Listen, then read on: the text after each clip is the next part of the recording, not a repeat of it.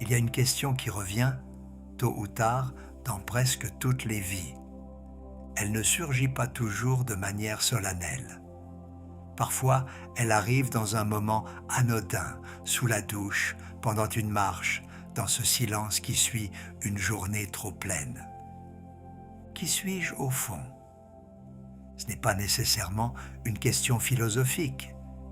C'est souvent quelque chose de plus simple, de plus nu. Un besoin de savoir ce qui compte vraiment pour nous.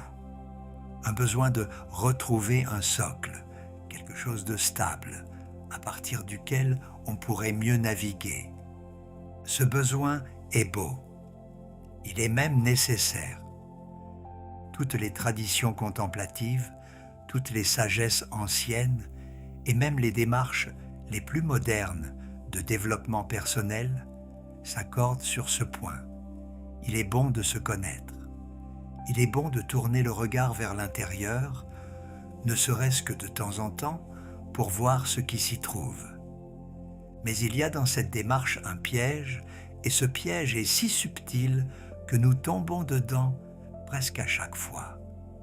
Nous commençons par nous observer, et très vite, sans nous en rendre compte, nous nous étiquetons.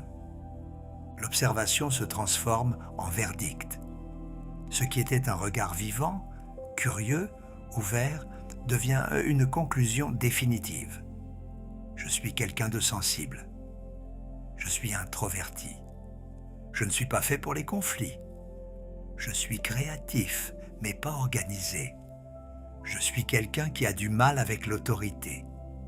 Ces phrases ressemblent à de la connaissance de soi. Elles en ont la texture. Elles donnent le sentiment d'avoir compris quelque chose d'important, d'avoir enfin mis un mot sur ce qui, jusque-là, restait confus. Et pourtant, quelque chose s'est perdu dans ce passage de l'observation à la conclusion. Quelque chose d'essentiel. Ce qui s'est perdu, c'est le mouvement. Imaginez quelqu'un qui prendrait une photographie d'une rivière et qui dirait « Voilà, c'est la rivière ». Il aurait raison, d'une certaine façon.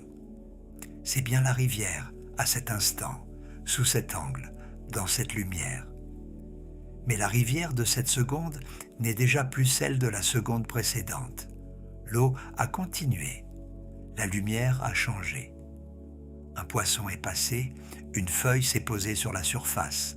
Le courant a légèrement modifié la forme d'un remous. La photographie est vraie, mais elle n'est pas la rivière. Elle est un instant de la rivière. Nos étiquettes sur nous-mêmes fonctionnent de la même manière. Elles sont des photographies de moments, des observations justes à un instant donné, que nous transformons en portraits définitifs. Nous confondons ce que nous avons observé à un moment T avec ce que nous sommes en permanence. Et cette confusion a des conséquences profondes, car l'identité fixe rassure. Quand je sais qui je suis, le monde devient plus simple. Je sais ce que je peux faire, ce que je ne peux pas faire, ce que je dois éviter, ce que je dois rechercher. L'étiquette fonctionne comme une boussole. Elle me dit dans quelle direction aller et surtout, elle me dit dans quelle direction ne pas aller.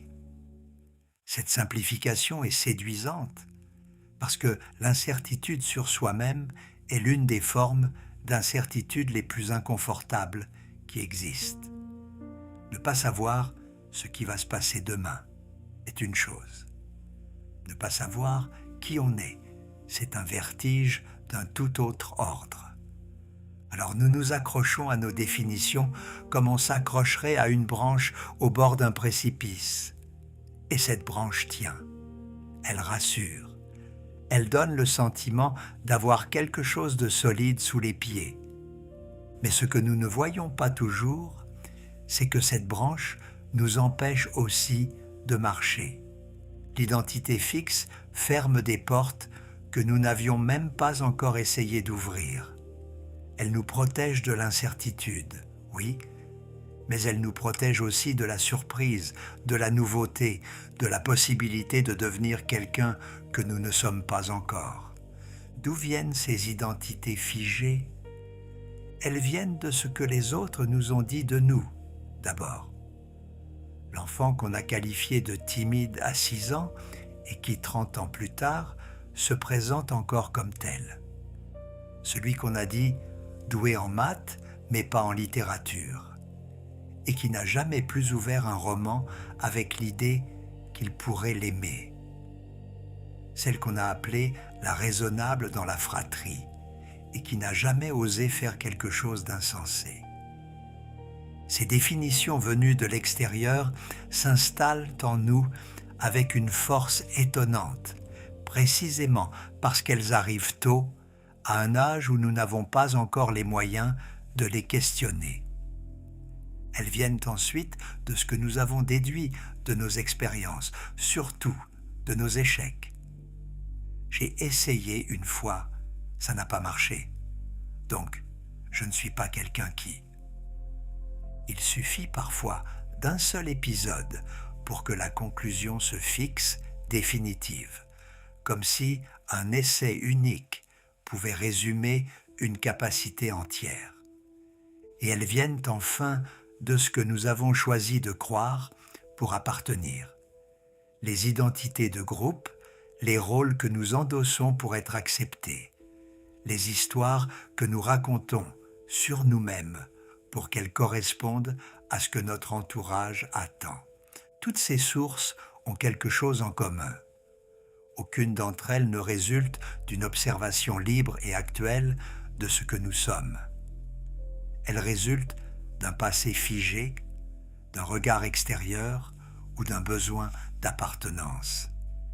Et notre esprit, qui cherche la cohérence par-dessus tout, fait le reste. Il réécrit le passé pour qu'il confirme l'image actuelle.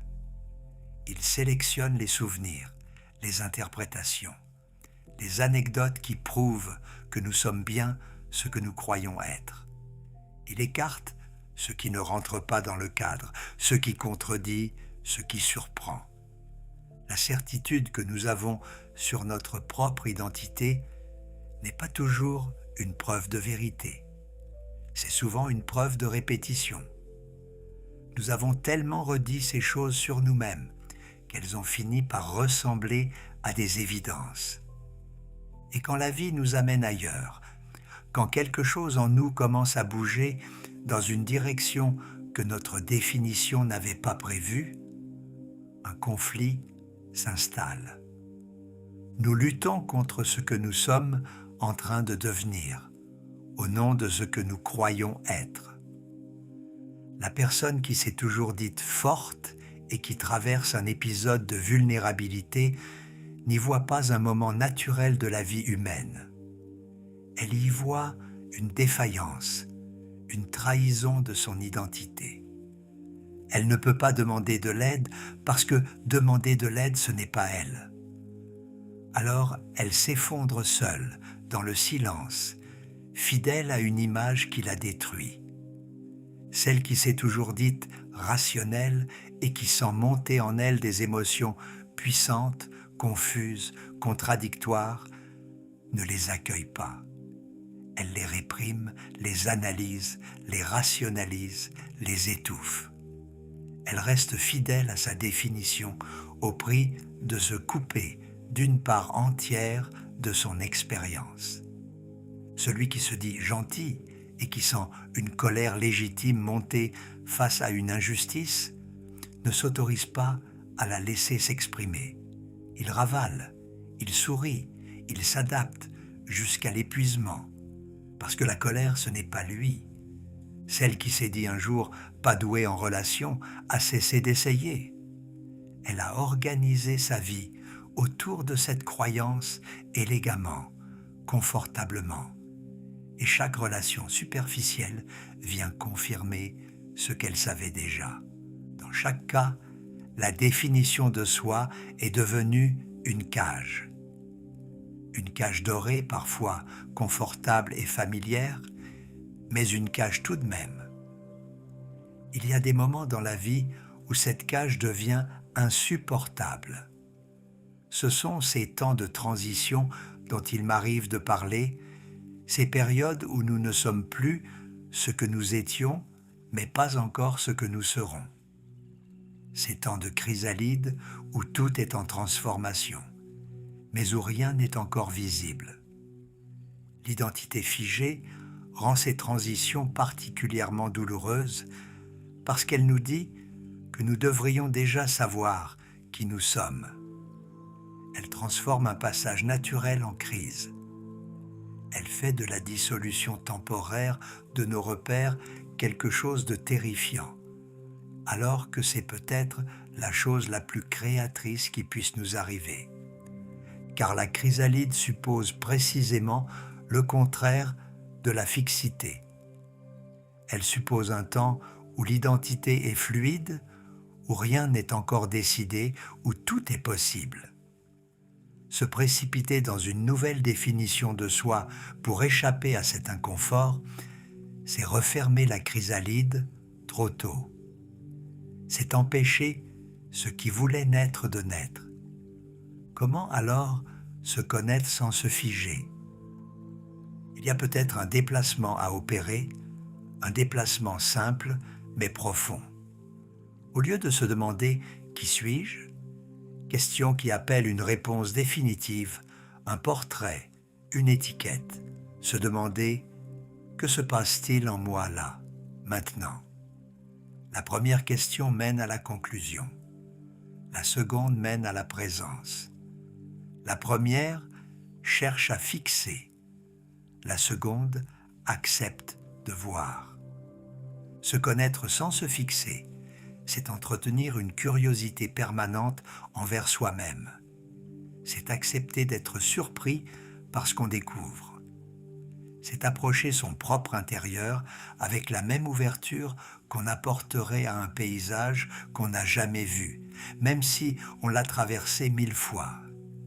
Parce qu'un paysage comme nous change avec les saisons, avec la lumière, avec le temps qui passe. Il y a une image qui me semble juste pour décrire cela. Se connaître comme on connaît un jardin. Personne ne dit « mon jardin, c'est telle plante ». On le visite régulièrement. On observe ce qui pousse, ce qui dépérit, ce qui apparaît de nouveau. On apprend ses cycles, ses saisons, ses besoins. On remarque que certaines choses reviennent chaque année et que d'autres ne se montrent qu'une fois. On découvre des recoins qu'on n'avait pas vus, des pousses qu'on n'avait pas plantées, des floraisons inattendues. On ne fiche jamais son jardin dans une description définitive, parce qu'on sait qu'il changera, que l'hiver viendra, puis le printemps, puis autre chose encore. Et que le jardinier qui connaît vraiment son jardin est celui qui sait qu'il ne le connaîtra jamais totalement. Cette connaissance-là n'est pas de l'ignorance, c'est une forme d'attention vivante, c'est une intimité qui ne se referme pas. Il y a dans cette approche quelque chose qui ressemble à ce que les traditions contemplatives décrivent comme l'esprit miroir, cette capacité à refléter ce qui est là, sans déformation, sans jugement, sans le besoin de retenir les images agréables ou de repousser les autres. Le miroir ne conclut pas, il accueille, puis il laisse passer. Appliqué à la connaissance de soi, cela donne quelque chose de profondément libérateur. Je peux observer que je suis en colère sans conclure que je suis une personne colérique. Je peux traverser une période de fatigue sans conclure que je suis faible. Je peux découvrir un élan créatif à 50 ans, sans décider que c'est trop tard, parce que ce n'est pas dans mon portrait habituel. L'observation sans conclusion, c'est peut-être la distinction la plus importante entre se connaître et se définir. La connaissance vivante regarde et reste ouverte. La définition regarde et referme. L'une est un soin qu'on se porte, l'autre est un contrôle qu'on s'impose. Vivre avec cette fluidité demande quelque chose de nous. Cela demande d'accepter l'inconfort de ne pas savoir tout à fait qui nous sommes.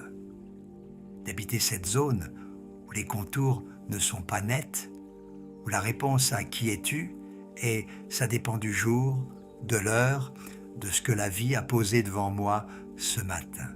Cette acceptation n'est pas du flou ou de l'indécision.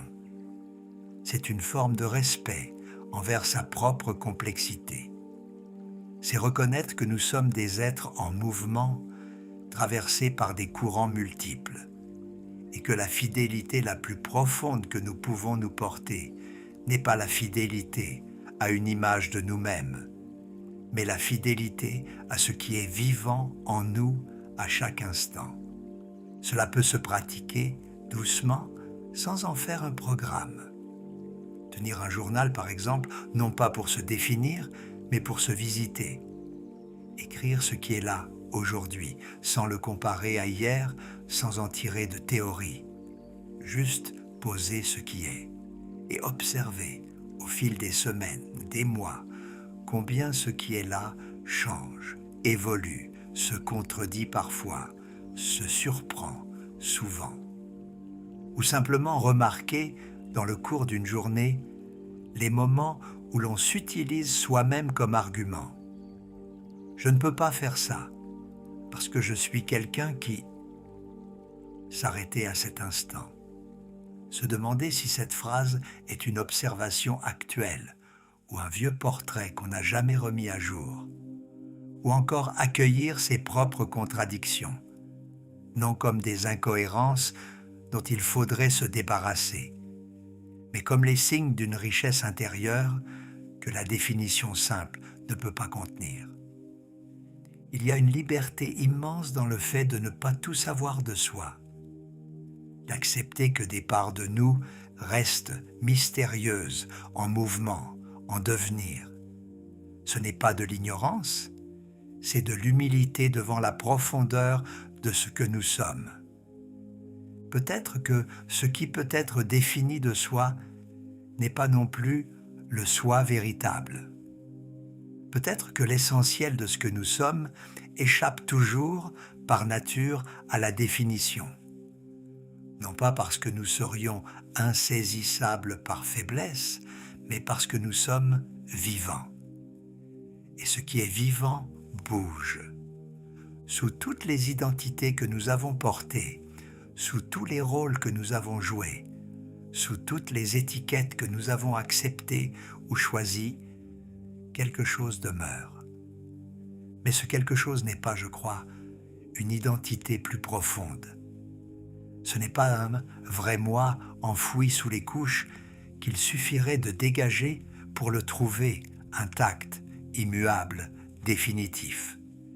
Ce qui demeure, c'est la capacité même de changer, de se transformer, d'être en mouvement. L'eau ne se définit pas par la forme du lit dans lequel elle coule. Elle prend la forme du rocher, de la vallée, de la plaine. Elle est torrent en montagne, fleuve tranquille en plaine, vapeur sous le soleil, glace en hiver. Elle est toujours elle-même, non pas malgré ses transformations, mais à travers elle. Ce qui est constant en nous, ce n'est pas une qualité, un trait, un rôle, c'est le mouvement lui-même. C'est cette capacité à traverser les formes sans s'identifier à aucune d'entre elles de façon définitive.